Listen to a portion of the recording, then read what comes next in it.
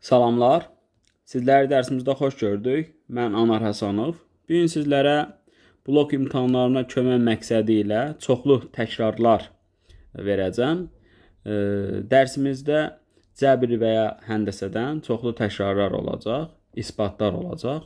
Bu dərsdən həm blok imtahanına hazırlaşan abituriyentlər, həm də MİQ və sertifikasiyaya hazırlaşan müəllimlər də istifadə edə bilər. Başlayaq. Deməli, özümdən suallar quracağam. Növ-növ. Məsələn, birinci trigonometriyadan bir neçə sual tipinə baxaq. Gəlin çaşa biləcəyiniz trigonometri tənlinlərdən biraz danışaq. Tutaq ki, belə bir sual verib sizə. Tangent pi vurulsun sinüs x bərabərdir 0 tənliyini həll edin. Deməli, nə edəcəksiniz? Tangentin xüsusi halı nə idi? 0 harda alırdı? Pi vurulsun k-da alırdı. Deməli, bu dəfə də burada bucaq budur. Deməli, olur pi vurulsun sinüs x bərabərdir pi vurulsun k. K nə idi şagirdlər burada? K da z idi. Yəni tam ədədidir. Yəni 1, 2, 3 bunların mənfiləri. Bir də nə? 0 verə bilərdiniz. Ona görə alırsınız ki, sinüs x bərabərdir k. Bax, sinüs x bərabərdir k-nın mənası var. Sinüs hansı tam ədədlərə bərabər ola bilər? Sinüs hansı tam ədədlərə bərabər ola bilir? Sinüsün qiymətli oblasti mənfi bir parçası idi. Burada da 3 dənə tam ədədi vardı. Yəni ya sinüs 1 idi, ya sinüs mənfi 1 idi, ya da sinüs nə idi? 0 idi. İndi siz 3 dənə ayrı-ayrı tənlilər alıbsınız. Amma variantda bir dənədir. Cavab bir dənədir, 3 dənə deyil. Bəs bunları necə sayına azaltmaq olar? Bunun çevrə üsulu ilə də həll qaydası var. Onu çox vaxtı şagirdlər çaşır. Elə ən gözəl gəlin mənim dediyim üsulla gedin. Deməli, sinusla kosinüsün arasında bir əlaqə var axı. İlkin ən yaxşı əlaqə var. Sinus kvadrat üstəlik kosinüs kvadratı nəyə bərabərdir? 1-ə. Bax, fikir verin. Sinus 1 də olsa, mənfi 1 də olsa kvadratı 1-dir, kosinüsə də 0 qalır. Deməli, sinus 1 də olanda, mənfi 1 də olanda ortaq olaraq kosinüsə nə qalır? 0. Deməli, bunları birləşdirən ortaq cəhət bu olur ki, kosinüs 0 olur. Deməli, biz bu tənliklərdən ikisinin əvəzinə 1-in yaza bilərəm. Yəni, sinus 0, 1 və ya mənfi 1 olanda kosinüs nə olur? 0 olur. İndi bu tənliklərin sayını mən 2-yə düşürtdüm. 1, 2. İndi kosinüs və sinüs ayrı-ayrı nə vaxtı 0 olar? Yəni, ya kosinüs 0 olsun, ya sinüs 0 olsun. Yenidən bunların iştirak elədiyi düsturumuz sinüs 2x-dir. Çünki sinüs 2x nə idi? 2 sinüs x kosinüs x-dir. Və bu 0 olsa, hasilin 0 olmasına görə ya sinüs 0 olur, ya kosinüs 0 olur. Yəni, ya sinüsün 0 olduğu yerdə və ya kosinüsün 0 olduğu yerdə mütləq sinüs 2x 0-dır. Ona görə bu ikisindən də mən gəlib nə ala bilərəm? Sinüs 2x bərabərdir 0 ala bilərəm. İndi bu tənliyi necə əldə edəcəkdik? 2x bərabərdir pi vurulsun k. X-imiz nəyə bərabər olacaqdır? Pi vurulsun k bölünsün 2-yə. K da burada nədir? Baxın, z-dir. İndi, bax, bayaqlar axı bizdə vardı sinüs x bərabərdir 1, sinüs x bərabərdir mənfi 1, sinüs x bərabərdir 0. İndi görə bunları mən buradan ala bilirəm. Bir fikir verin. K-ya 1 verəndə 90 dərəcə edir. Onda sinüs 1-dir. K-ya 0 verəndə 0 edir. Sinüs orada 0-dır. K-ya mənfi 1 verəndə və yaxud da 3 verəndə 270 və yaxud da mənfi 90-da da sinüs bərabərdir mənfi 1-dir. Yəni, bunun ümumi hal tənliyi olur bu. Sonra mən bir fikirdə deyim sizə. Məsələn, bax, bu düstur var. Bu düstura çox fikir verməlisiniz. Bəzən belə bir misal verir. Tutaq ki, yazır ki, sinüs x bölünsün, məsələn, 1 minus kökün altında və yaxud da belə götürüm. Deməli, köksüz götürək. Məsələn, sinüs x minus 1. Burada da yazır. Sinüs x bərabərdir. Burada da yazır 1 minus kosinüs x. İndi bir şey göstərmək istəyirəm sizə. Bunlar əslində topluda var. Tanış olduğu suallardır. Deməli, kəsirin 0 olması üçün nə ödənməli idi? Yadımıza salaq, sürət 0 olmalı idi. Amma məxrəc 0 olmamalı idi. Məxrəc 0 olmamalı idi. Bu bir yerdə ödənməlidir. İndi şagird götürür, yazır ki, x bərabərdir pi k. Orada da cavab var. Variantı götürür, amma cavab səhv olur. Səhv harda edir? Kosinüsün 1 olmasına fikir vermir. Kosinüs 1 olmamalıdır. Yenə onda bayaqki qaydada sinüs kvadrat x üstəlik kosinüs kvadrat x bərabərdir 1 olduğuna görə sinüsə 0 verəndə kosinüsa 1 qalır. Kvadrat olaraq 1 qalır. Kosinüs kvadratı 1 idisə, kosinüs ya 1 idi, ya mənfi 1 idi. Kosinüs 1 ola bilməyəcəyinə görə onda qalır kosinüs x bərabərdir mənfi 1 olmalıdır. Onda bu da nə idi? Pi üstəgəl 2 pi k. Yəni, son nəticədə cavabımız olacaq bu. Növbəti suala keçid edək. Hələlik suallar yığmışam, sonra ümumi danışacağım. Yenə belə bir sual. Deməli sürət 0 olmalıdır. Kosinus 2x 0 olsun. Amma tangens x 0 olmasın. İndi bir yerdə də fikir vermək lazımdır. Tangensin məxrəcində də sinus bölü kosinus olduğuna görə kosinus var. Və bu bərabərlikdə kosinus da 0 olmamalıdır. İndi bax, burada ikisinə də fikir vermək lazımdır. Baxın, bura fikir verin. Burada mən birinə fikir verdim. Yəni, sadəcə məxrəc olaraq birisi kosinus x səviyyəyə fikir verdim. Amma burada məxrəcdə tangens var. Tangensə görə həm də məxrəcində tangensin kosinus var. İndi kosinus 2x 0'dırsa 2x nə idi? Kosinus 0 harda alırdı? Pi bölü 2 plus pi k'da alırdı. Onda x bərabərdir olur pi bölünsün 4 plus nə? Pi k bölünsün 2. İndi fikir verək, hələ burada tangens 0 ola bilərmi? Tangens pi k'larda 0 olur. Mümkün deyil. Siz k'ya 1 də verirsiniz, 2 də verirsiniz, 0 da verirsiniz, mənfi də verirsiniz. Tangens 0 olmayacaq. Kosinus da 0'ı alır 90'larda. Yəni 90'ın tək qatlarında alır. Yəni 90, 270. Buradan da yenə də bunu almır sonsuz. Yəni onsuz da bu tamamən cavab götürülür. Çünki burada bu hər iki şərt onsuz da ödənir. Yəni bəzən məxrəcdə filan ifadə verməyinə baxmayaraq onsuz da ifadə tənlik sürətin 0 olması halından alınır. Yenə belə bir sual. Siz burada nəyə fikir verməlisiniz? Təbii ki, çoxu nə edəcək? Bunu kvadrata yüksəldəcək. Təbii ki. Və bir tərəfli yığanda kosinus kvadrat x çıxılsın sinus kvadrat x-dən alacaq 1. Bu da nəyin düsturuydu? Kosinus 2x-in düsturuydu. Şagirdlər, buradan istifadə edib sizə bunu da yazıca salım. Kosinus üstü 4x çıxılsın sinus üstü 4x-də bizə nəyi verirdi? Kosinus 2x-i verirdi. Çünki bunun vurğulara ayıranda kvadratlar fərqini vurğulara ayıranda kosinus 2x-idir. Kvadratlar cəmi də bizə nə idi? 1 idi. Bu 1 idi, bu da kosinus 2x-idir. Amma yadınızda saxlayın, üstü 8'lər üçün daha belə düsturu yoxdur, yəni çaşmayın. Bu ən çox sizə törəmədə integralda düşə bilər. İndi onlardan da danışarıq. Məsələn, belə bir sual düşə bilər, tutaq ki, yazar kosinus üstündə 4, məsələn 6x çıxılsın sinus üstündə 4, 6x dx. Burada da məsələn tutaq ki, yazar məsələn 0'dan məsələn pi-yə. Əslində bu sərhədlər maraqlı deyil mənə. Siz düşünməlisiniz ki, bu nədir? Bu bizə verir ki, kosinus 12x-dir. İndi kosinus 12x-in integralını açacağız. Kimin törəməsi kosinusu verirdi? Sinusun. Deməli yazırsınız sinus 12x. Nə edirsiniz? 12'ye də bölürsünüz. Sonra da burada sərhədləri yazırsınız. Daha ondan hələlik danışmıram. İndi qaydaq bura. Burada boş şagird bu tənliyi həll etsə, səhv edəcək. Niyə?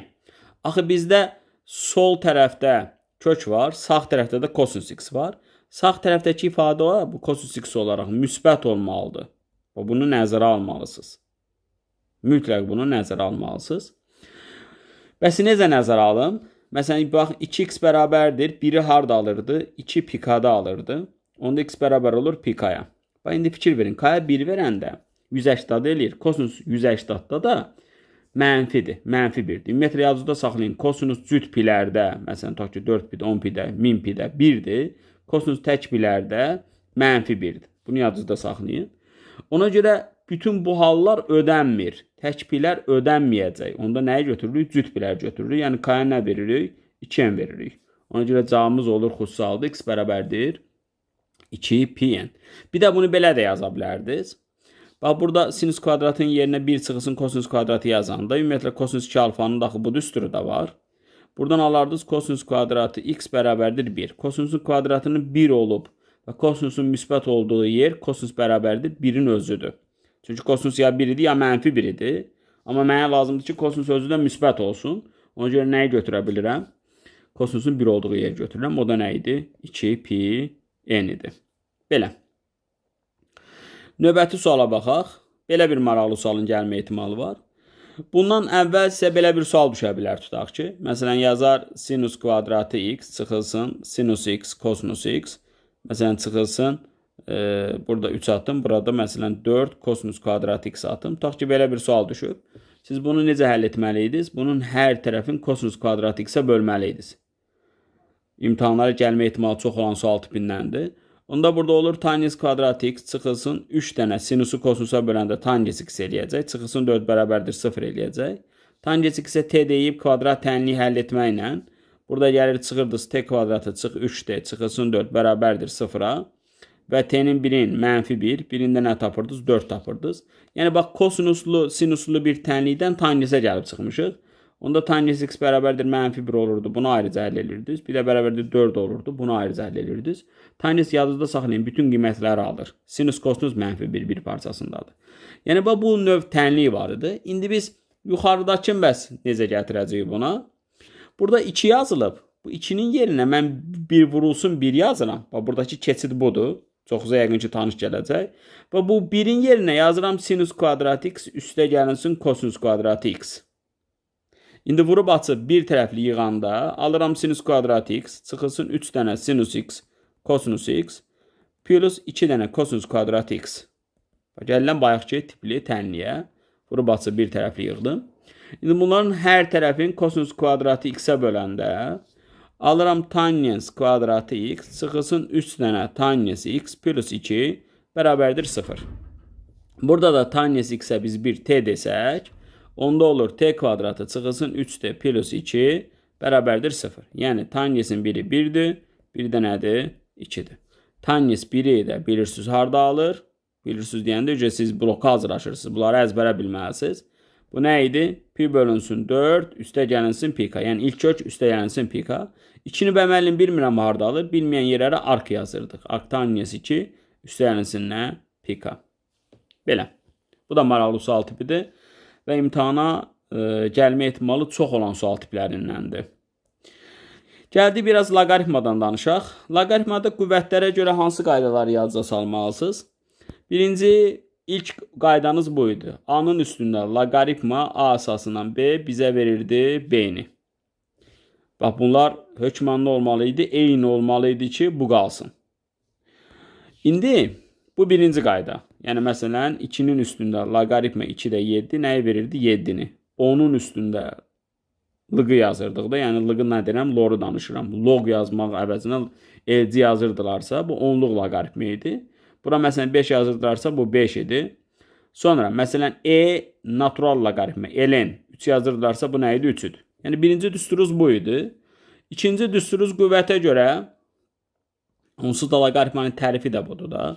Məsələn, loqaritma 2 əsasından 3 irrasional ədəddir. Yadınızda saxlayın, bundan tam bir şey çıxmır.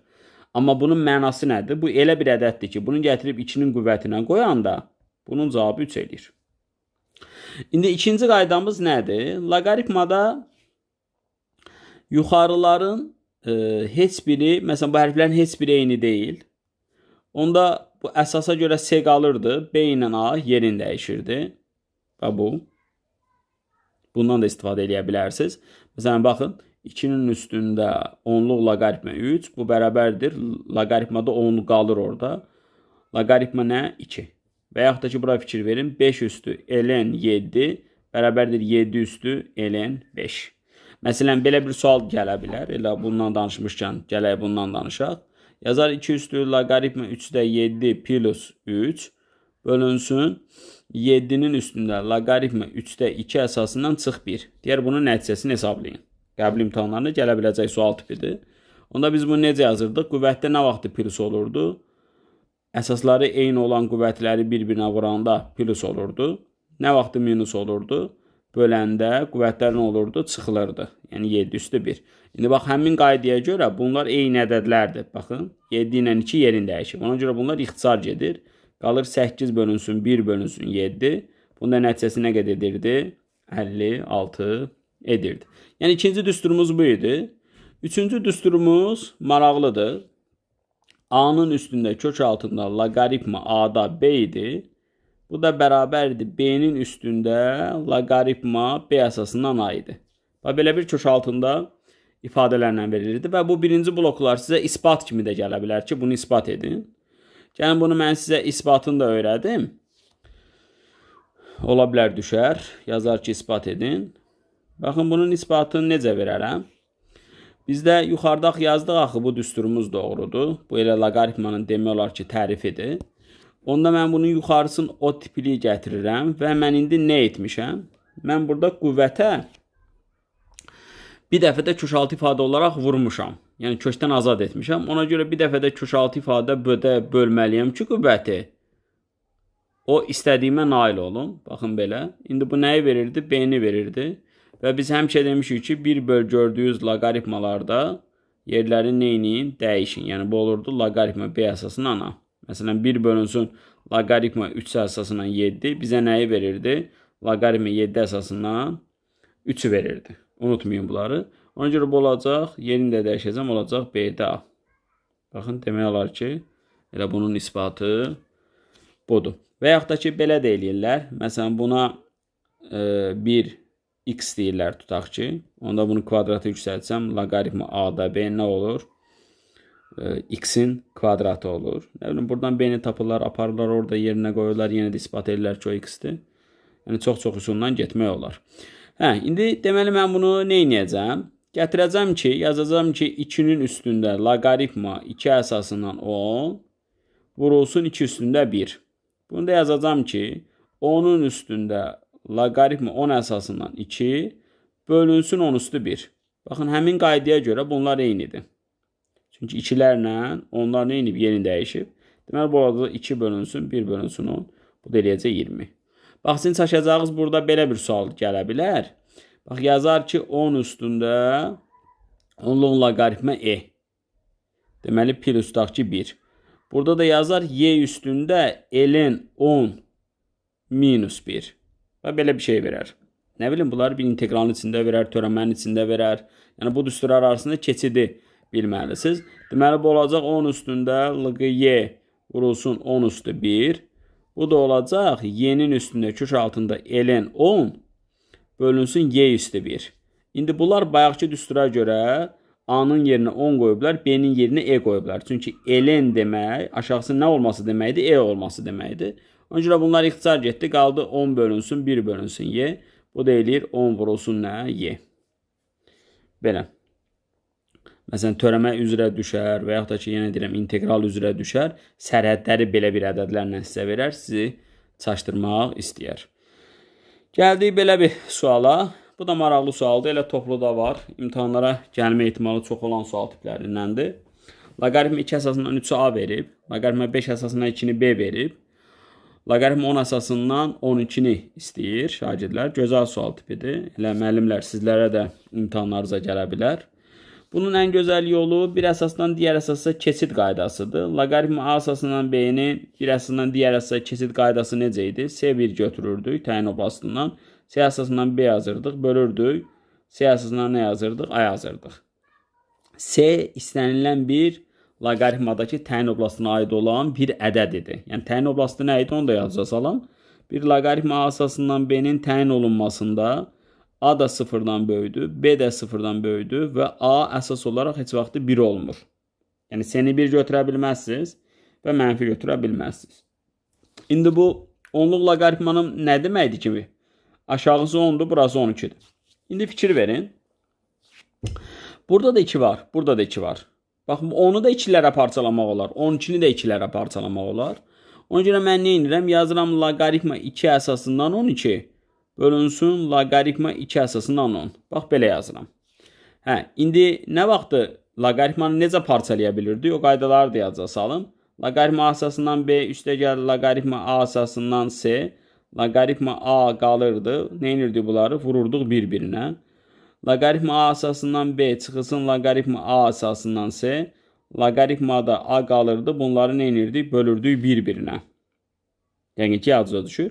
Bir də bayaq da yazdıq. Loqaritma A əsasından B-ni loqaritma B əsasından A-ya vuranda nə edirdi? 1 eləyirdi. Yəni onlar bir-birindən qarşılıqlı tərs ədədləridir. Ona görə mən bu 12'ni yazacağım. 2'də 4 plus 2'də 3 ilə. Bunu da yazacağım 2'də 2 plus 2'də 5 ilə. Sualım həllində həll olundu. İndi 2'də 4 2'dir. 2'də 3 nədir? Var burada. A-dır. Sonra 5'də 2. 2'də 2 1'dir. Bu isə 2'də 5'dir. Bu 5'də 2 ilə 2'də 5. Bax, bu qaydaya görə nə idi? Tərs ədədləridir. Yerlərini dəyişib. Ona görə bunun yerinə nə yazacağım? 1 bölünsün B yazacağım. İndi bunu da hər tərəfini B-yə vursam olur. 2B plus AB bölünsün B plus 1. Belə. Bu çox gözəl, maraqlı sual tipidir. Və yenə də deyirəm, imtahanlara da gəlmə ehtimalı çox olan sual tiplərindəndir. Loqaritmanın biclikləri var da. Nə vaxt ki 1 bölünsün gördünüz, çevirirdiniz. Bir əsasdan digər əsasa keçirdiniz. Məsələn, bəzən Görürsən ki, yazılıb LG7 bölünsün, məsələn, LG2. Belə bir cavab yoxdur. Baxı, həmin o bir əsasdan digər əsasa keçid qaydasına görə 2 əsasla 7-dir axı. Bir də loqaritmada mütləq təyin oblaslarına hökmən fikir verin. Məsələn, sizə belə bir sual düşə bilər. Yazar loqaritma x-3-də. Burada da yazar 12 minus, tutaq ki, biraz böyüdək bunu. 23 çıxılsın 3x. Deyər ki, bunun təyin oblastına daxil olan tam ədədlərin sayındır. Baxın, təyin oblastına daxil olan tam ədədlərin sayındır. Gözəl bir imtahan sualıdır. Nə idi loqaritmanın təyin oblastı? Yuxarısı da müsbət olmalıdır. Bax, müsbət olmalıdır deyir, amma mənfi olmamalıdır demirəm. Müsbət olmalıdır, yəni 0 da ola bilməz. Aşağısı da 0-dan 1 olmalıydı və plus aşağısı 1 olmamalıydı. Bax, bu aşağısının 1 olmamasına çox vaxtı fikir vermirlər. Diqqətli olun. Aşağısı da 1 olmamalıydı. Bəs loqaritmanın yuxarısı 1 olandan olurdu ki, yazıda saxlayın. Loqaritmanın içərisi 1 olanda qüvvət nə idi? 0 idi. Bu həmişə 0 idi. Bunu yəqin ki, bilməyəniz yoxdur. İndi bunu həll edəndə x fərqlidir 4 olur, x bölüdü 3 olur, x kiçikdir 7 tam 3-də 2 olur. İndi 3-dən böyük 7-dən 7 tam 3-də 2-dən kiçik olanlar nədir? Şagird tez götürər, yazar 4, 5, 6, 7. Səhvini harda eləyir? Bu 4-ü götürə bilməz. Bu 4-ü nəyə görə götürə bilməz? Çünki x 4-dən fərqli olmalıdır. X-in yenə 4 qoyanda bunun bu logaritması aşağısı 1 olur. Logaritmanın əsası da 1 ola bilməz. O görə bunu ala biləcək tam qiymətlərin sayı nə olurdu? 5 olurdu, 6 olurdu, 7 olurdu. Belə. Növbəti, belə bir sual. Bu sual da gəlmə ehtimalı çox olan sual tiplərindəndir. Bunun üçün biraz için ətraflı danışacağım.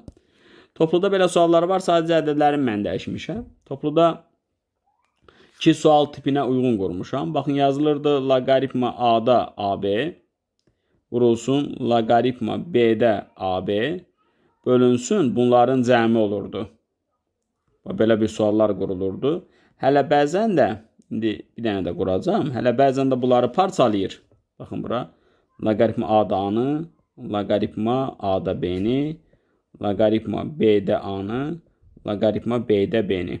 Baxın, bunları da parçalayır. İndi fikir verin. A-da A1-dir, B-də B 1-dir. Ona görə bunun məxrəcinin əvəzinə belə də yaza bilərlər. 2 plus logaritma A əsasından B plus logaritma B əsasından A. Belə də yaza bilərlər. Deməli, mən bunu ispat edəcəm ki, bunun cavabı 1-dir. İspat edəcəm ki, bunun cavabı 1-dir. Deməli, bax, bu onluq logaritmadaq, yəni aşağısı 10-dur. 3-ü 10-a vuranda 30 elədiyinə görə bunun cavabı nə imiş? 1 imiş. Bunu yadınızda saxlayın. Bəs yaxşı, necə ispat eləyəcəm? Baxın, bunu bir x götürüb, 1 bölünsün x-ə baxıram ki, bu cəm yuxarıda olsun, hasil aşağıda olsun.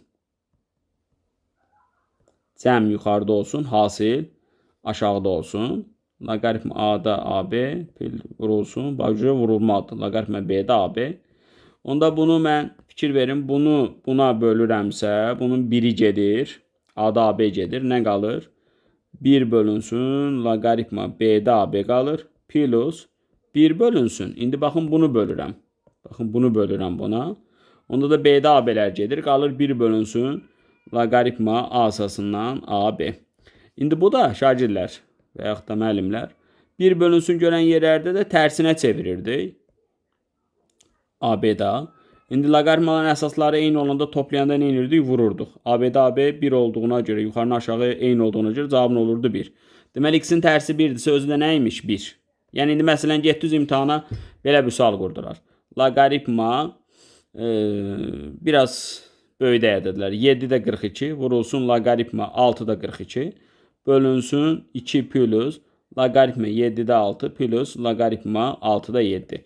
Dediyim kimi, bunun əvəzinə belə də yaza bilər. Yuxarıdakını aşağıda toplaya da bilər. Vurma əvəzinə toplama yazırlar.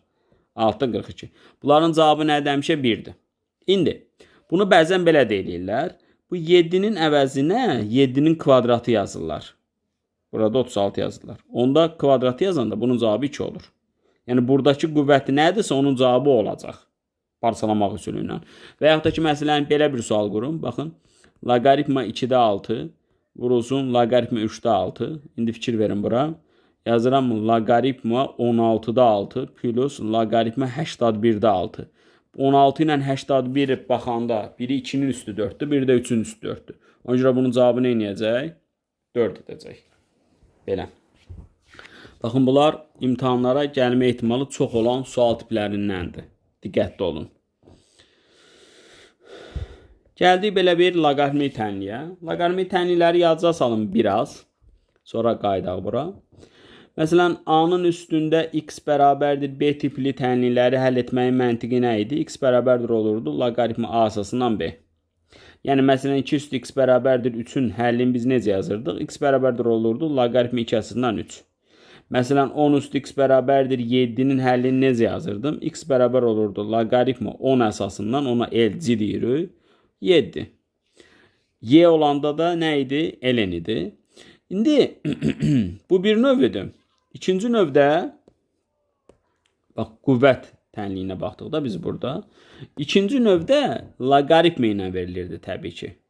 Belə olanda nə olurdu? X bərabərdir olurdu A üstü B. Tərsinə də, bax, buradan bura keçirik. A üstü B. Yəni, bu qaydaya görə həm də götürək. A-nın üstünə B nəyi verirdi? B-ni. Bu qaydaya görə. Məsələn, yazırdıq loqaritma 3 əsasından x minus 5 bərabərdir 2 tənliyini həll edin. O da nə deyirdi? X minus 5 nəyə bərabər olmalıdır? 3-ün üstündə 2. Bunu həll edirdik. Və yaxud da bəzən yazırdılar lığı 4x minus tutaq ki 8 bərabərdir 2 tənliyini həll et. Və yaxud da 0 tənliyini həll et. 0 nə idi? Qüvvətdə 0 1 demək idi. 10 üstü 0 nə idi? 1 idi. 10 üstü 0 üzrü sayın. 10 üstü 0 nə idi? 1 idi. Bu tənliyi həll edirdiniz.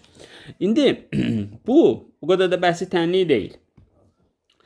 Burada ən gözəl qayda nədir? Burada 5 əsas verdiyinə görə, bax, bu da imtahana gəlmə ehtimalı var və bu 125-i də 5 əsasından hesablaya bildiyimizə görə bu loqaritmanın hər tərəfini eyni bir loqaritmdan loqaritmləyirdıq. O cümlə nə deməkdir? Məsələn, A bərabərdir B-dirsə, eyni bir əsasdan, C əsasından bunun hər tərəfinə loqaritma yaza bilərəm. Çünki təyin oblastında bunlar müsbət ədədlərdirsə, onsuz da ödəyəcək. Mən də bunun hər tərəfinə loqaritma 5 əsasından loqaritmlamaq üçün yazıram onu. Çünki 5 əsasından həm yuxarıda verib, həm də 125-i 5 əsasından hesablaya biləcəm. İndi fikir verin. Bura nədir? Qüvvətdir. Loqaritmada qüvvət nə inirdi? Yuxarının qüvvəti sürətə çıxırdı, yəni yuxarı çıxırdı. Əsasın qüvvəti aşağı, yəni məxrəcə düşürdü. Bu da yuxarıdan olduğuna görə yuxarı çıxacaq. Olacaq loqaritma 5 əsasından x çıxılsın 2. Məsələn, bunu deyirəm də. Lığı, məsələn, 2-nin üstündə 5. Bu 5 çölə çıxırdı, nə qalırdı? Lığı 2 qalırdı axı. Bunu demək istəyirəm. Onda burada vurulsun qalır. Bax, axı, vurulsun var idi. Bir də nə qalacaq? Bax, loqaritma 5 əsasından x qalacaq. Bu da nə idi? 125. 5-in kubu, yəni 3-üdür. İndi bunları mən vurub atsam, olur loqaritma 5 əsasından x-in kvadratı çıxılsın 2, loqaritma 5 əsasından x çıxılsın 3 bərabərdir 0. İndi loqaritma 5 əsasından x-in həm özü var, həm kvadratı var. Ona görə buna bir t deyirdik ki, bu kvadrat tənliyə gəlirdi. Onda tənliyimiz olurdu t kvadrat çıxılsın 2t çıxılsın 3 bərabərdir 0. T'nin onda biri olurdu -1, biri nə olurdu 3. Kvadrat tənliyi əldə edirsiniz və kvadrat tənliyi əldə edəndə diskriminantını əldə edin ki, səhv eləmək ehtimalınız olmasın. Ona görə alınır loqaritma 5 əsasından x bərabərdir -1. Alınır loqaritma 5 əsasından x bərabərdir 3. Onda buradan x bərabərdir 5 üstü -1, yəni 5-də 1 olur. X bərabərdir 5 üstü 3, yəni 125 olur. Bəzən deyər ki, bu tənliyin köklərinin hasilini tapın. Bunlarda nə edirsiniz? Bir-birinə vurarsınız. Belə.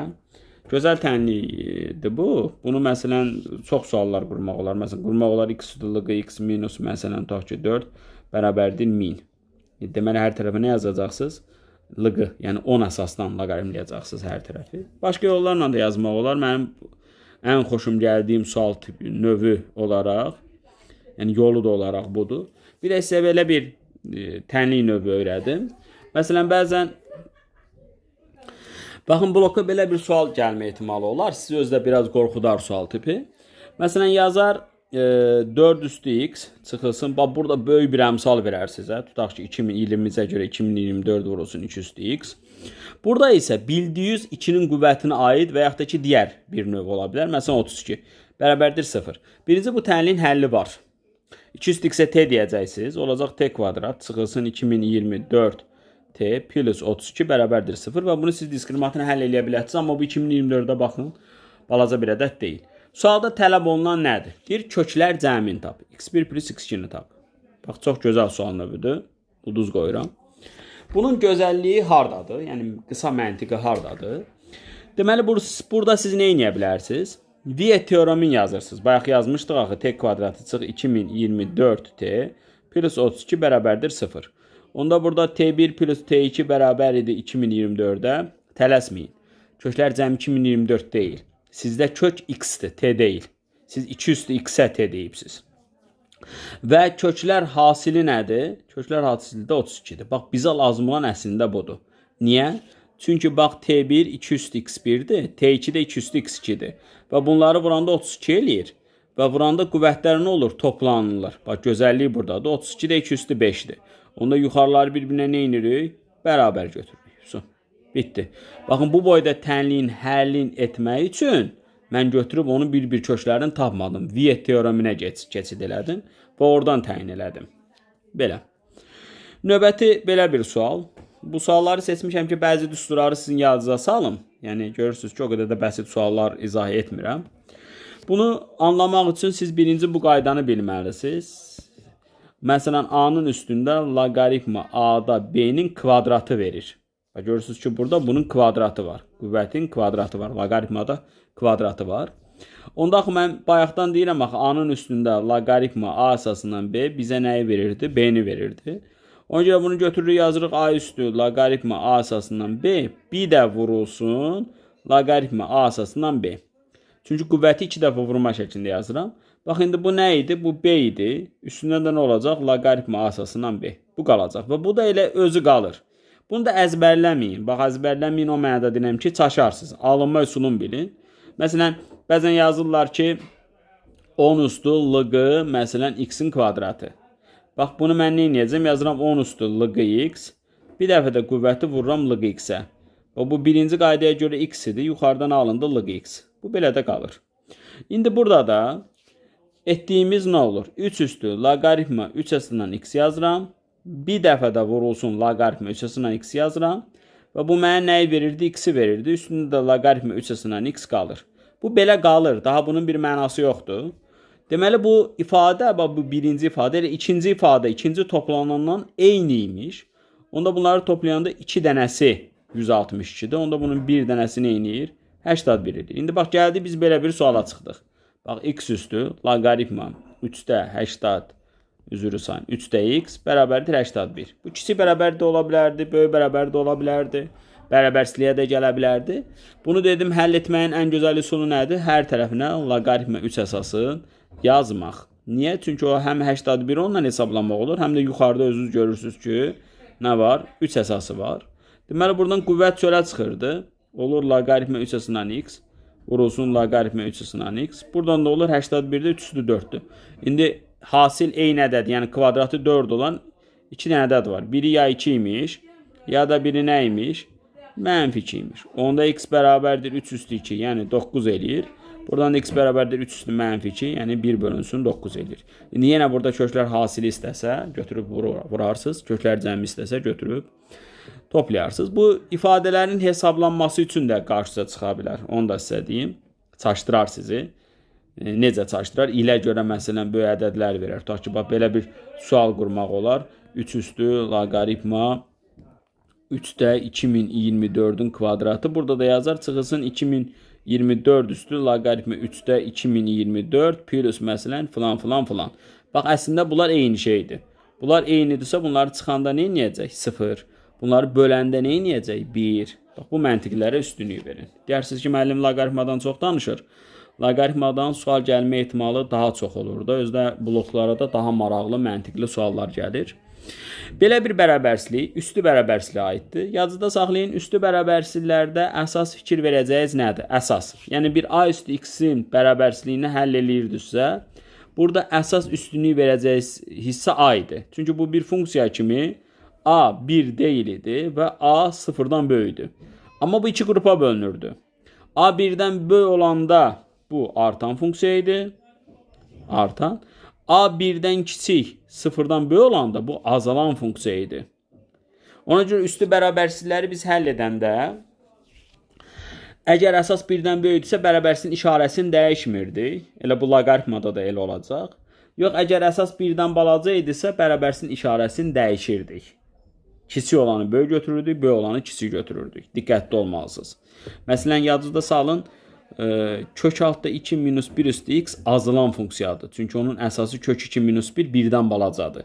Amma kök altında 2 plus 1 üstü x artan funksiyadır. Bu azalandı, bu artan funksiyadır. Niyə? Çünki bunun əsası 1-dən böyükdür. Dəqiq ki, anladınız. İndi bu kök qaydalarına görə, kök qaydalarını da yadca salın. Buradan 2 misil ayırırdıq. Olurdu 2. Orada da qalırdı 2 kök altda 3. O 2-ni də içəri atanda olurdu 12. İndi hasili 12, cəmi 7 olan bizə 2 dənə ədəd lazım idi. Bu da biri 2 idi, biri də kök altda 3 idi. Kvadratı olaraq götürürdü. Yəni dediyim budur. A plus B plus 2 kök altda AB. Bu bizə nəyi verirdi? Kök altda A plus kök altda B'nin kvadratı. Buradan minus olanda burada da nə olurdu? Minus olurdu. 2 mislini ayırırdıq. İndi biz nə almışıq? Biz almışıq 2 çıx kök altda 3 üst x minus 1 kiçik bərabərdir. Bax, fikir verin, kiçik bərabərdir. 2 plus kök altda 3 üstü 2. Axı bu əsaslar eyni deyil. Amma bir yerə diqqət yetirin. Bu əsaslar qarşılıqlı tərs ədədlərdir. Çünki bunların hasili 1-dir. Bax, 4 çıx 3 nəyi verir? 1-i. Onda bunların hasili 1 olduğuna görə və tərs olduğuna görə birinin qüvvətində nə yaza bilərəm? Mənfi yaza bilərəm. Yəni A 1 bölü A. Tərs ədədlərdə o tərs olan nədir? A üstü mənfi 1. Ona görə 2 plus kök 3-ün yerinə mən yaza bilərəm 2 minus kök altda 3 üstü mənfi 2. Bax, dəyişdim. İndi, bax, bura qədər şagird gələ bilər. Buradan o yana bir səhv edilmə ehtimalı daha çoxdur. Bax, bu əsasa baxın, 2 minus kök 3-dür. Yəni 2 kök 3. Kök 3 də nə qədərdir ki? 1 tam təqribən 10-7. 2-dən də 1 tam 10-7 çıxanda 0 tam 10-da neçə eləyir? Yəni bu əsas olaraq 1-dən balacadır. Əsas 1-dən balaca idisə bunun işarəsini biz nə edirdik? Dəyişirdik. Ona görə x böyük bərabər olacaq mənfi 1-dən. Buna diqqət yetirin. Yenə deyirəm, çaşınmaq ehtimalı çox olan sual tiplərindən bu biridir. Və yaxud da ki, bundan danışmışkən, bundan da danışaq. Məsələn, tutaq ki, bəzən yazarlar loqaritmə 2 plus kök 3. Burada məsələn verərlər 7 çıxılsın 4 kök 3. Deyərlər, bunu hesablayın. Axı, mən tez bunu görməyəcəm. Bunu görməyim üçün mənə nə lazımdır? Bunları yadıma salım. Loqaritmə 2 plus kök 3-də 2 minus kök 3-dür. Sonra loqaritma məsələn kök altda 2 minus 1-də kök altda 2 plus 1. Əsasla burada yazılanlar tərs ədədlərdir, görürsünüz. Bunlar tərsdir, hasili 1 olan ədədlərdir.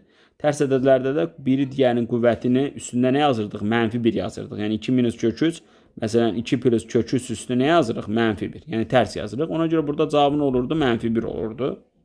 Qüvvət bizə lazım idi. İndi burada da yuxarıda göstərdiyimiz kimi, bax bu 7 çıx 4 kök altda 3, 2 çıx kök altda 3 üstü mənfi 2 olacaq. Daha doğrusu bunun üstü 2 yazaq. Sonra plusla yazanda da üstündə mənfi 2 olacaq. Cavabın olacaq mənfi 2. Bu maraqlı tipdir. Çaşma ehtimalınız var. Növbəti belə bir bərabərsizlik. Bunu elə belə seçməmişəm. Siz üçün yenə də bərabərsizlikdə əsasın 1-dən böyük, 1-dən kiçik olması prinsipin yadca salmağa çalışmışam. Bax, diqqətli olun nəyə? Tutaq ki, məsələn, belə bir loqaritmik bərabərsizlik həll edirik. Məsələn, bax, kiçikdir 1. Təbii ki, siz burada nə edəcəksiniz? X minus 1. Bu 1-i də 3 əsasından nə olanda cavab 1 olur? 3. Bu kiçikdir 3. Bax, bunu sadəcə şagird götürsə səhv eləyir. Niyə? Çünki axı biz dedik ki, loqaritmanın öz təyin oblastı var. Loqaritmanın təyin oblastında nə idi? İçərisi 0-dan böyük olmalı idi. Axı 8-dən kiçik olan yerlərdə x minus 5 mənfi də ola bilər. Ona görə mütləq bunu qoşurdunuz bura. Yəni, içərisinin 0-dan böyük olmasının həmişə önəm verməlisiniz. Həmişə. Ona görə bu bir yerdə həll edəndə x kiçikdir 8 və x böyüdür 5 olur və bu sistem olur. Bunu kəsişdirirsiniz. Yadınızda saxlayın. Amma, məsələn, tutaq ki, yazıb loqaritma. Məsələn, indi mən burada özüm dəyişirəm. Kök 2 minus 1 üstündə, məsələn, x minus 5. İndi bax, böyük bərabərdir yazıram. Loqaritma kök altda 2 minus 1 üstündə, məsələn, 7 çıxılsın, 7 plus x yazıram. Belə bir sual. Deyirəm ki, x-in ala biləcəyi tam qiymətlərin sayını tapın. Birinci, siz ilk öncə mütləq və mütləq diqqət, təyin oblastına baxın. Təyin oblastında burada x minus 5 var, sıfırdan bölünməlidir. 7 plus x var, sıfırdan bölünməlidir. Bunu yadınızda saxlayın. Yəni bunları da həll edəndə x-in 5-dən böyük olduğunu görürük. Diqqətli olun. İkinci qayda burada nədir? İkinci qayda burada əsasdır. Bu əsasa üstünlüyü verəndə kök 2 minus 1, kök 2 minus 1 birdən balacadır. Dedik ki, əsas ki birdən balaca oldu. Loqaritmada bərabərsinin işarəsi dəyişilir. Yəni biz bu x minus 5-i böyük bərabər yox, kiçik bərabərdir. 7. Burada bəlkə 2x yazaq. Üstəgəl 2x yazaq. Ya da çıxılsın yazaq. Onda burada da nə olacaq? Dəyişiləcək. 7 çıxılsın 2x. Deməli 7 çıxılsın 2x olacaq. Əsas olan mənim niyyətim burada bərabərsin işarəsini dəyişməyi sizə göstərməkdir. Deməli bu olacaq 3x kiçik bərabərdir 12, x kiçik bərabərdir 4 olacaq. Amma bura baxın, burada da x böyükdən böyükdür. 4-dən kiçik bərabər 5-dən böyük olan bir ədəd yoxdur. Ona görə buna nə yazacaqsınız? Boş çoxluq yazacaqsınız. İndi mən sualı özümdən qurmuşam. Əsas təyin oblastları və əsasının nə vaxt dəyişəcəyini sizə öyrətməkdir. Nə vaxt dəyişəcək, nə vaxtı dəyişməyəcək. Bunları sizə öyrətməkdir. İndi bu bərabərsizlikdə biraz əsasa fikir verin. Yazmışam x kvadrat plus 3. Bu x kvadrat plus 3, x kvadrat axı 0-dan böyük bərabərdir. Həmsə 3-dən böyük bərabərdir. Yəni x-in ala biləcək qiymətlər nə olursa olsun, x kvadrat plus 3 1-dən böyükmüş. Əsas axı bizə nə lazım idi? 1-dən böyük, 1-dən kiçikliyi. Ona görə bərabərsin işarəsi bu dəfə dəyişməyəcək və bu 1-i harda alırdı? Yadca salın. Və burası ilə, yuxarısı ilə aşağısı eyni olanda nə olurdu? 1 olurdu. Yəni bunu belə də ola bilirsin yazarda. Əslində yazmanın bir mənası yoxdur. Yəni əsas burada 1-dən böyük olmağına fikir verin. X-in istənilən qiymətində əsas 1-dən böyük oldu. İndi qaldı x plus 5. X plus 5 0-dan böyük olmalıdır. Bu 1. Bir də bərabərsinin işarəsi dəyişmir. Niyə dəyişmir? Əsas 1-dən böyükdür. Bu ikisi bərabər yenə olduğu kimi qalır. Bu ikisini biz bir yerdə sistem həll edirik. İndi bunları bir tərəfli yığsam, x kvadrat çıx x, bunu da bu yana atsam, nə olacaq? Çıx 2, böyük bərabərdir 0. Biz bu bərabərsizləri də yadınıza salın, necə həll etməliyik? İnterval üsulu ilə. Qüvvət ki, 1-dən böyük oldu. Bərabərsizləri həll edəndə vurğuları ayırıb interval üsulu ilə həll etmək lazımdır. Ona görə bunda vurğuları ayıranda x çıx 2, x plus 1. Necə vurğuları ayırdım? Ya parçalamaqla, ya da burada bir xırda yadınıza salım. A kvadrat plus ax kvadrat plus bx plus c bərabərdir necə yazırdıq? A vur x çıx x1, x çıxılsın x2 şəklində yazırdıq. İndi bunu biz intervalla həll eləyirdik. İndi necə olacaq? Diqqətli olun. Yenə əslində biraz maraqlı sual yazmışam. İntervalla həll eləyib işarələri təyin edəndə bura müsbət, bura mənfi, bura müsbətdir. Və bizə 0-dan böyük bərabər olduğuna görə müsbət yerlər lazımdır. Yəni bərabərsizliyimdə nəyə diqqət edirəcəm? 1 mənfi sonsuzluqdan mənfi 1-ə qədərdir. Birləşmə 2-dən sonsuzluğa qədərdir. Amma sadəcə bunu götürsəm, səhv edirəm. Çünki axı x plus 5-in də 0-dan böyük olduğunu nəzərə almışam mən. Ona görə buradan, baxın elə bil ki, burada x-lərim mənfi 5-ə qədər imiş. Bura qədər imiş. Çünki mənfi 5-dən o yana x yox imiş. Ona görə burada mənfi sonsuzluqdan yox, mənfi 5-dən başlayacaq, gələcək ora. Mesela ola bilərsə deyər ki, neçə dənə mənfi tam əlli var.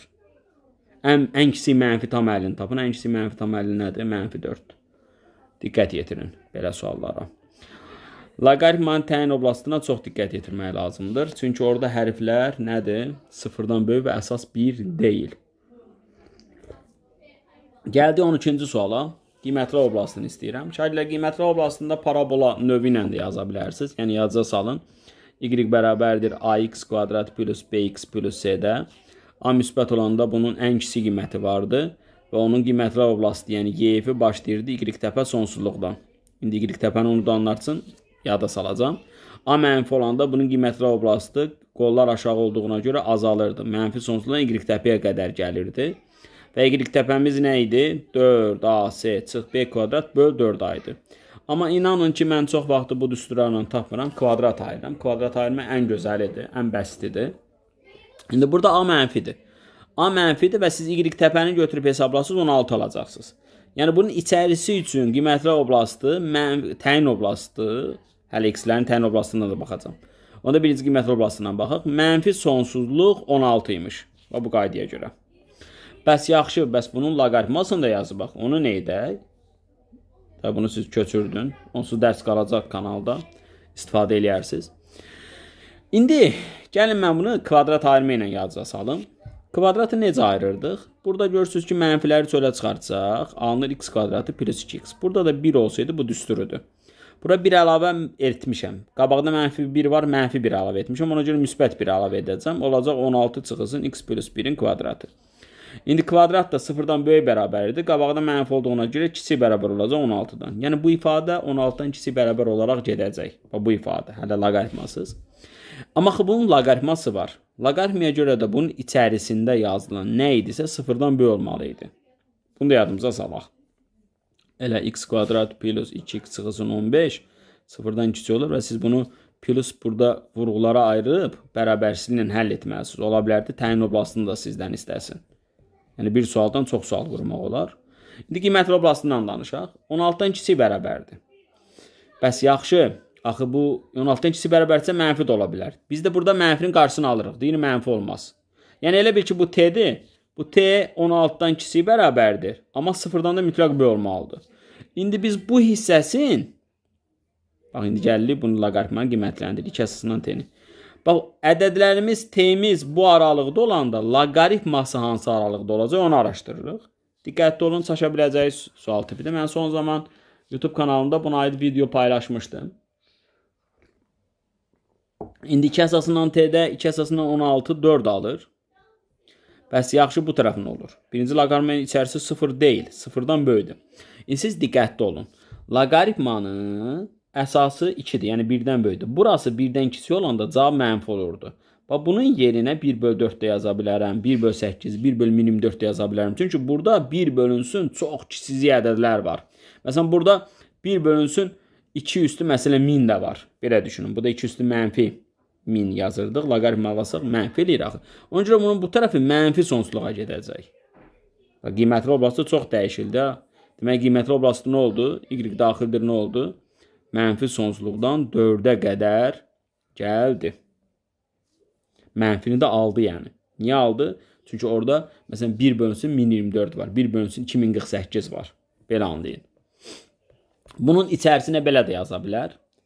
Son zamanların belə deyək, məşhurlaşan sual tipləridir.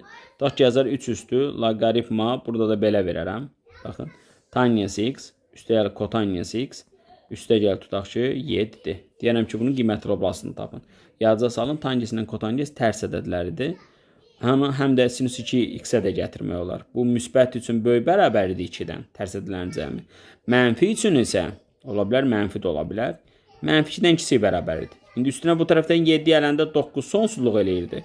Bu tərəfdən 7 gələndə gəlib düşürdü 5-dən, gedirdi mənfi sonsuzluğa. İndi bu içərisinin ala biləcəyi qiymətlərdir. İçərisinin.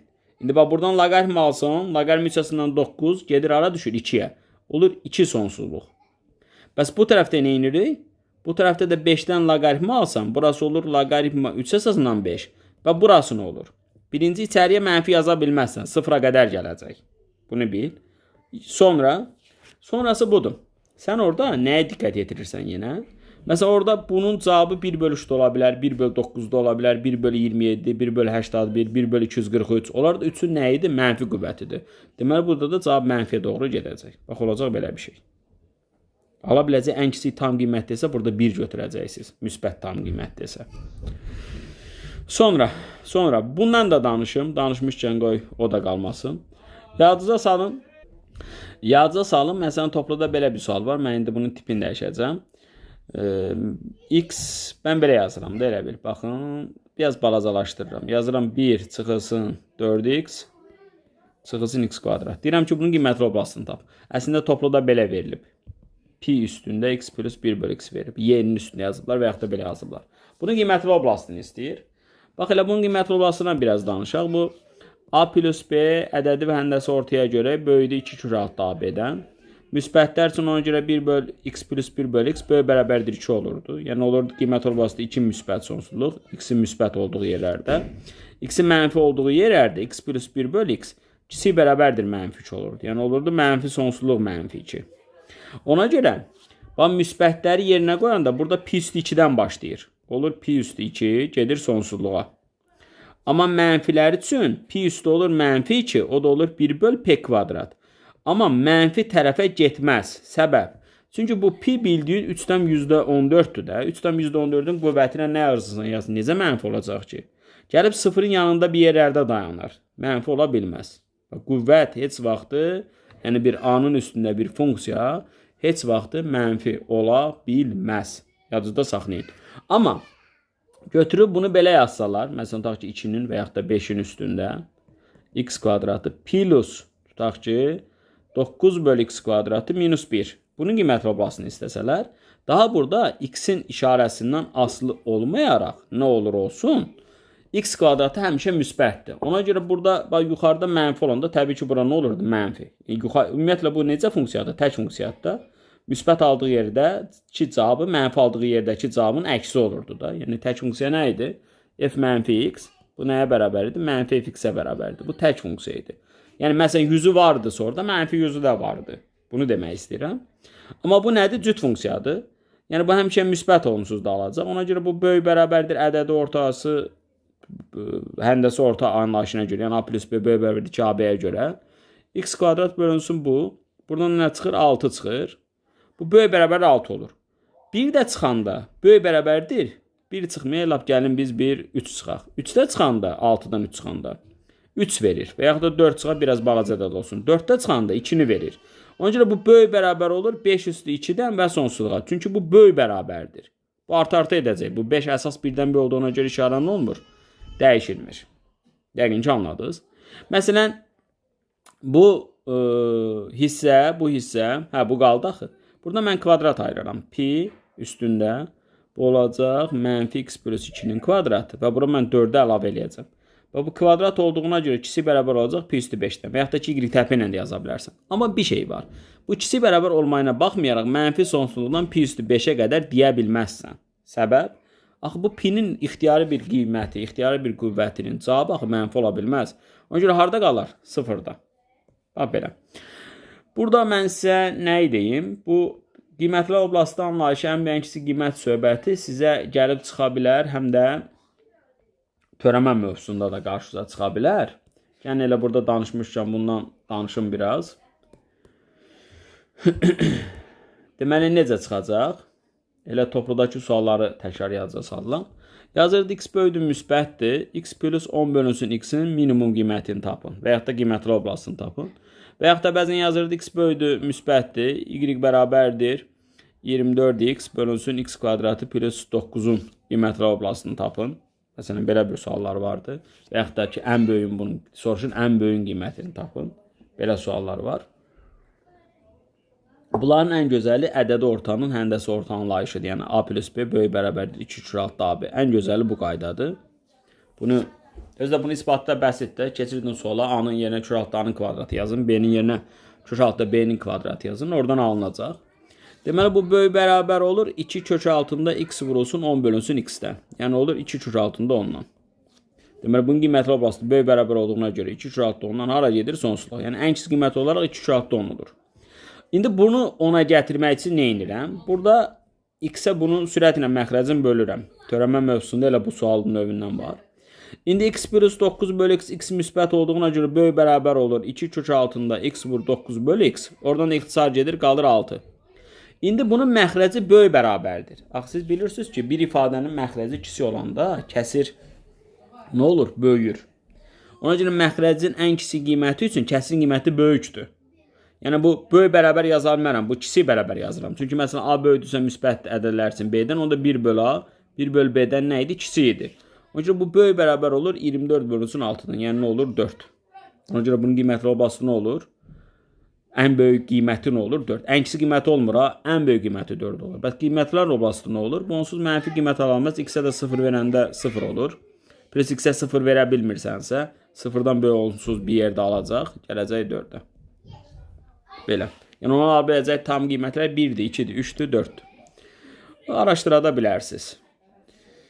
Bu qiymətlər oblasti elədir ki, burada məntiqi sual gəlmə ehtimalı çox deyə şagirdlər diqqətli olmalısınız. Məsələn, topluda da görübsünüz, digər tiplərdə də düşə bilər. Məsələn, baxın, belə bir şey düşə bilər.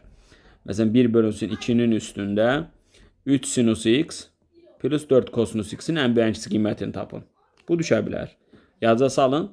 A sinus x plus minus b vurulsun kosinus x-in ala biləcək qiymətli oblastı necə tapılırdı? Mənfi kök altında a kvadrat üstəl b kvadratıdır. Bir də kök altında a kvadrat üstəl nə idi? B kvadratıdır. Bax, 3 sinus x plus 4 kosinus x-in ala biləcək qiymətli oblastı nə imiş? Deməli, a 5-dir, 3-dür, b 4-dür. Olur 25, yəni mənfi 5, müsbət 5. İndi 2də 1 üstü 5 yazanda olacaq 1 bölü 32. 2də 1 üstü mənfi 5 yazanda olacaq 32. Burada da mənfi qiymət onsuz da yoxdur. Qübbətə yazırsınız. Olacaq belə. Bunları da yazacaq. Sağ olun. Onu kəsirdə də verər. Bax, məsələn, sizi qorxudar bu tipli misalda. Məsələn, yazar. Bax, sinus 2024x çıxılsın. Məsələn, nə ataq? Bura kök altında 13 ataq. Burada kök altında 263 ataq.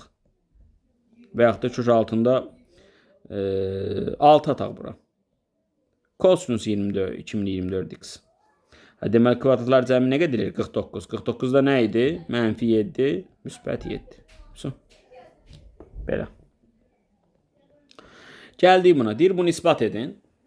Deməli, bunu necə mən ispat eləyərəm? Baxın, bayaq sizə bir düstur verdim. Dedim, elə bu loqaritmanın təyin olunmasıdır. Bir əsasdan da digər əsasa keçid qaydalarımız vardı. Ona görə mən nə edirəm? Bu düstura bunu gətirmək üçün yazıram A-nın üstündə loqaritma. Bunu yazıram. A-da B. İndi mən nə edirəm əslində? Mən bu C-də B-ni bir əsasdan digər əsasa keçid üçün A götürdüm. Bax, yazıram A-da C. İndi burada qüvvətlərdə bölümü olduğuna görə bunu mən belə yaza bilərəm. 1 bölünsün qüvvətdə A əsasından C. İndi şagirdlər fikir verin. Bu B idi. Bu 1 bölünsün olduğuna görə bunu da yerini dəyişə bilərəm. C-da. Baxın da biz nə aldıq? A üstü loqaritma C-də B bərabərdir B üstü loqaritma C-da. İspat etdik. Normal da isbatdır. Təbii ki, hər kəs də bunu qəbul edəcək. Loqaritmadan məncə en qədər danışdıq. Gələk ədədi silsiləyə. Şagirdlər, ədədi silsilənin düsturlarını yəqin ki bilirsiniz. Dərsimiz sıfırdan dərs deyil, sadəcə təkrardır. Ədədi silsilədə sizə düşə bilər ki, ədədi silsilənin SN düsturunu ispat edin. Yəni ilk n ədədinin cəm düsturunu ispat edin. SN dediyinin məntiqi nə idi? SN bərabər idi A1 plus A2 plus A3 plus A4 plus nöqtələrinə ayın. İndi bunun biz cəm düsturunu almalıyıq. Bir cəm düsturunu alırıq. Nə edirəm? Bunun tərsinə bunu yazıram. Elə ədədi silsilələrin cəmini tapmaq üçün ən gözəl üsul elə budur. Tutaq ki, unutsanız bunu yaza bilərsiniz. Bax, bunu saxlayıram, belə bir şey deyirəm. S bərabərdir 1 plus 2 plus 3 plus tutaq ki, 40-ı hesabla. Bax, bunu tərsinə yazaram. 40 plus 39 plus 38 plus nöqtələr 1. Bax, indi bunları toplayaram tərəf-tərəfə. Bax, bunları toplayanda bax, bu 41'dir. Bax, bu 41'dir. Bu 41'dir. Bu da nədir 41'dir? Neçə dəfə topladım? 40 dəfə topladım. 40 vurulsun 41. Bunda nə edəcəm? 40 vurulsun 41. S-i tapmaq üçün hər tərəfi nəyə böləcəm? 2-yə. İndi bu da həmin prinsipdir. Yəni, ədədi silsilənin düsturunu bilməyən uşaq da, məsələn, məntiq işlədib tapa bilər. Yanımıza salaq, ədədi silsilədə AM plus AM o vaxtı bir-birinə bunlar bərabər olurdu ki, indekslər cəmi bərabər olsun. Və bunu da ispat etməyin ən gözəl qaydası AM bərabərdir A1 plus D vurulsun M minus 1 qaydası ilə yazmaq idi. A1'lər sağda solda gedəcək, D'lər də gedəcək, alınacaq ki bu. Ona görə burada fikir verin. Bax, AN ilə A1'i toplamaq, AM minus 1 ilə A2'ni toplamaq, AM minus 2 ilə A3'ü toplamaq, AM minus 3 ilə A4'ü toplamaqla bunlar hamısı eynidir. Çünki bunların indeksləri M plus 1 eləyir. Bax, indeksləri M plus 1 eləyir, indeksləri M plus 1 eləyir, indeksləri M plus 1 eləyir. Yəqin ki, anladınız. Deməli, biz nə edirik? Biz bunları alt-alta belə toplayırıq. Baxın belə. Bundan bunu, bundan bunu, bundan bunu, bundan bunu, bundan bunu. Hamısı bunlar A1 plus A-yı nə eləyir? Neçədən eləyir? N dənə. Onda hər tərəfi də 2'yə bölürük. SN üçün alırıq. A1 plus A-yin bölünsün 2 vurulsun N. Yəni bunun bir digər deyiliş qaydası da odur ki, ədədi silsilənin ilk n ədədinin cəminin düsturunu almaq üçün ilk plus son, balacası plus ən böyük bölü 2 vurulsun sayıdır. Bax, ispat etdik. İndi burada da İspatı köçürdünüz siz. İspatı köçürdüm, qalsın bu tərəfli. Burada da biz nə edəcəyik? Bax, Sn veriləndə həm də bu düstur yada düşür. A1 plus A2 plus A3 plus nöqtələr A-1 plus A-in. Bax, bura qədər onsuz da Sn-1'dir. Ona görə Sn çıx Sn-1 bizə A-ni verir. Məsələn, Sn-in düsturu veriləndə A10 nəyə bərabər olurdu? S10 çıxılsın S9-a. Amma bu dəfə sən buradan S10'u ala bilmirsən. Çünki n burada naturaldır. Silsilələrdə yadınızda saxlayın, n naturaldır silsilələrdə. Sən burada axı niyə nə versən natural olaraq 10 olar? Mümkün deyil. Yəni bu düstur bunun üçün keçərli olmur. Onda nə edəcəyik? Biz götürüb bunun öz düsturun yazacağıq. Baxın, diqqət. S2-1 birinci plus axırıncı bölünsün 2 vurulsun sayı. İndi indekslərin toplamayına fikir verin.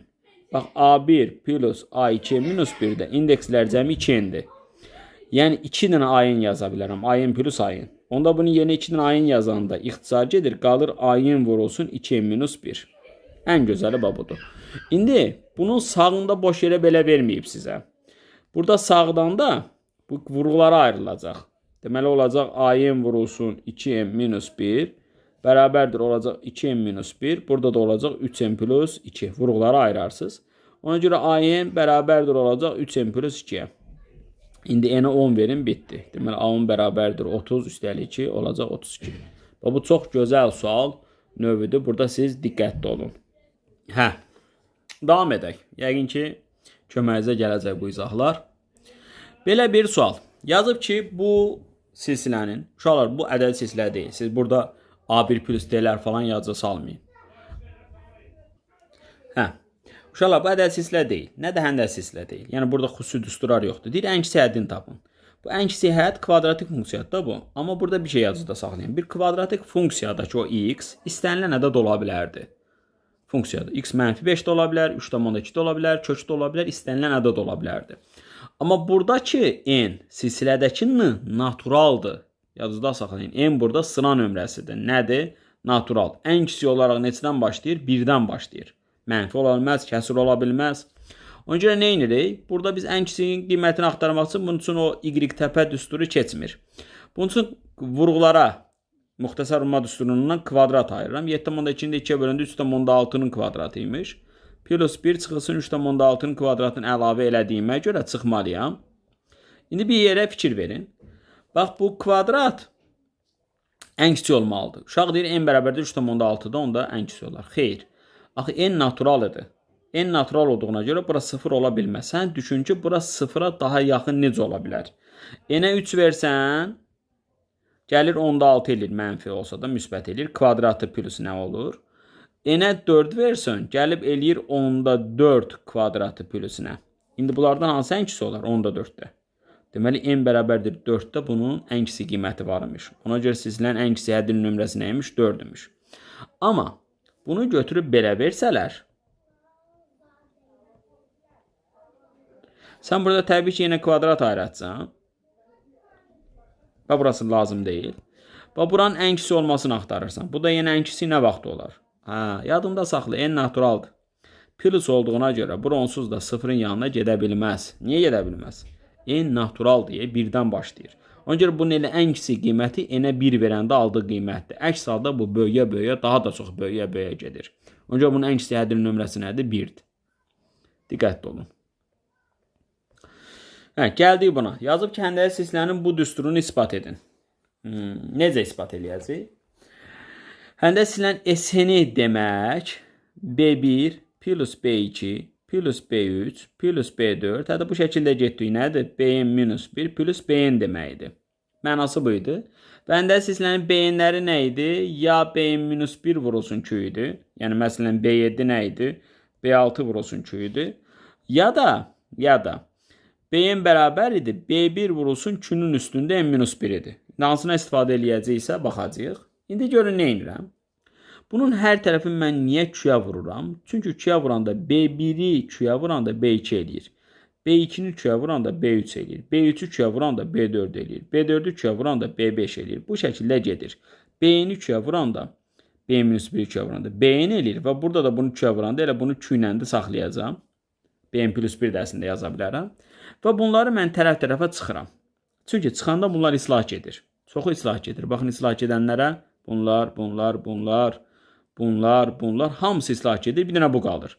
Deməli, bunları tərəf-tərəfə çıxanda Sn minus 2 vurulsun Sn bərabər olur. B1 minus Bn vurulsun 2. İndi bu B'nin də düsturu olaraq nə yaza bilərdim mən? Bn plus 1. Bax belə.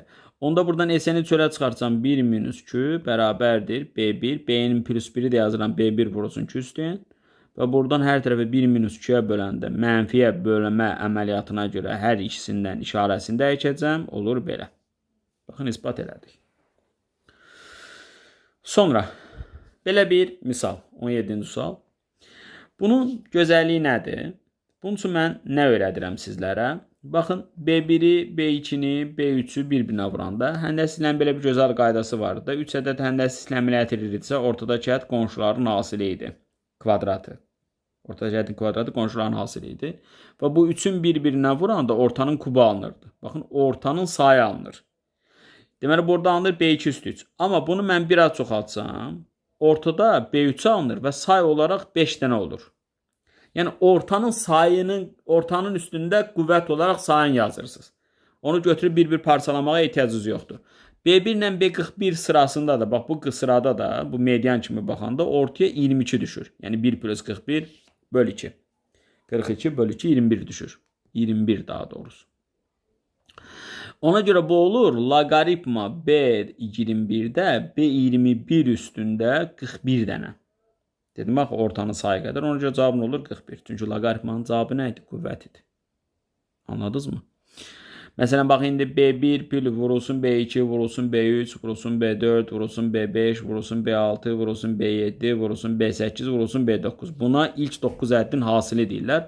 Ortaya neçə düşür görürsünüz? B5. Bu ortaya düşməyin qıraqları toplayın, bölün 2-yə. Ona görə bu olur ortanın üstündə say qədər. Əla. Sonra yazıb ki, bu ədəd sadə ədəd ola bilərmi və yaxud da mürəkkəb ədəd ola bilərmi? Bu sualları mən demək olar ki, özüm qururam hamısını. Sadəcə sizin yadınıza nəyi yadınıza salmaq istəyirəm? A üstüdür 4 plus B üstü 4 və yaxud da ki, belə götürək. A kvadrat plus B kvadrat tipli ifadələrin vurğulara ayrılmasını yadınıza salın. Biz bunu yazardıq. A plus B'nin kvadratı çıxılsın nə? 2AB. Ona görə nə edirəm? N üstü 4 N kvadratıdır. 4 də 2'nin kvadratıdır. Bunun kvadratı yazıram. Çıxıram hasilin 2 mislini. İndi bu olur. N kvadratı plus 2'nin kvadratı çıxılsın 4N kvadratı. O da 2N'in kvadratı eləyir. Bu da gəlir kvadratlar fərqi nədir? Bu rasional ifadələrdə çox qarşıya çıxa bilər. Çıxılsın 2N, bir dənə N kvadratı plus 2 plus 2N. Deməli, bu mürəkkəb ola bilər. Amma nə vaxt sadə ola bilər? Bunun biri 1 olsun. Yəni, n bərabərdir 1 üçün bir dənə sadədir mənim fikrimcə. Qalan hallar üçün mürəkkəbdir. Çünki 2 ədədin hasilidir. Belə. Sonra sizə nə düşə bilər? Məsələn, sizə belə bir sual düşə bilər. Yazar ki, yuxarıda bir tutaq ki, A kubu çıxılsın 5A kvadratı plus nə bilim 3. Burada isə nə yaza bilər? Burada yazar ki, K kvadratı minus 3K vurulsun A plus minus 4A plus 5. Yazar ki, bu K'nın hansı qiymətində? Bu tam ifadədir. Tam ifadədir. Yəni, tam ifadə nə idi? Çox ədli idi. Tam cəbri ifadə. Tam cəbri ifadənin mənası o demək idi ki, məxrəcdə hərf ola bilməzdi. Yəni, bu da funksiya olaraq və yaxud da ki, çox ədli olaraq A-dan ibarətdir. Ona görə məxrəcdəki A-nı çölə çıxardıram, qalır K kvadratı çıxılsın 3K çıxılsın 4. Bax, bu A qalmasın burada. Məxrəcdə A qalmasın. Məxrəcdə də nə vaxt A qalmaz? Əmsal 0 olsun. Bax, buranı nə eləyərəm? 0 eləyərəm. Deməli, bunu nə eləyərəm? 0 götürürəm. Bunu da 0 götürəndə K'ların cəmi məsələn sualda istəyir. Ona görə bu nə olur? K1 plus K2 bərabərdir 3. Belə. Yəni, tam cəbri ifadə o deməkdir ki, məxrəcdə hərf ifadə olmasın. Tam ifadə odur ki, məxrəcdə hərf olmasın. Sonra, belə bir sual düşə bilər. Yazar ki, A x kvadratı plus 4x plus 1 böyükdür 0. Və deyər ki, bu həmişə A-nın hansı qiymətində bu bərabərsinin həmişə ödənir. Yəni, bir bərabərsinin, bir kvadrat bərabərsinin həmişə ödənməsini istəyir. Və yaxud da deyər ki, x-in ixtiyari qiymətində ödənir. X-in ixtiyari qiymətində deyər ki, bu ödənir. Bunu siz biraz parabola ilə yazıca salın. Parabolada qollar ya aşağı olurdu, ya yuxarı olurdu. A müsbət olanda qollar yuxarı olurdu, A mənfi olanda qollar aşağı olurdu. İndi bu bir funksiyadır da, bu bir funksiyadır görürsünüz, paraboladır.